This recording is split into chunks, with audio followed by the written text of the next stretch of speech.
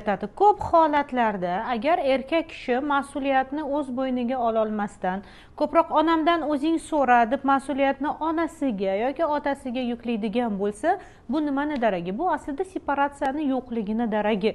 Ya'ni shu darajada yetuk pozitsiyasini hali anglamaydiki, xotiniga nisbatan bo'lgan mas'uliyatini, xotiniga ya'ni erkinlik berish yoki qanaqadir oilada qaror chiqarishi o'ziga ep deb ko'rmaydi. Buni menga mumkin deb bilmaydi. Shuning uchun ham ko'proq o'sha mas'uliyatni ota-onaga yuklaydi-da, ota-onam bunga ruxsat bersin. Bu juda katta xato, chunki bu erkak va ayolni uzoqlashtiradi. Chunki ayol uchun erkak doim himoyachi, qaror chiqaruvchi va agar bu davomiy bo'ladigan bo'lsa, yillar o'tib ayol kishi o'sha erkakni so'zlarini, qarorlarini qadrsizlantirib qo'yishi mumkin. Shuning uchun ham har doim aytamizki, nuklear oila ekan. Nuklear degani bu xotin va ularni bolalari.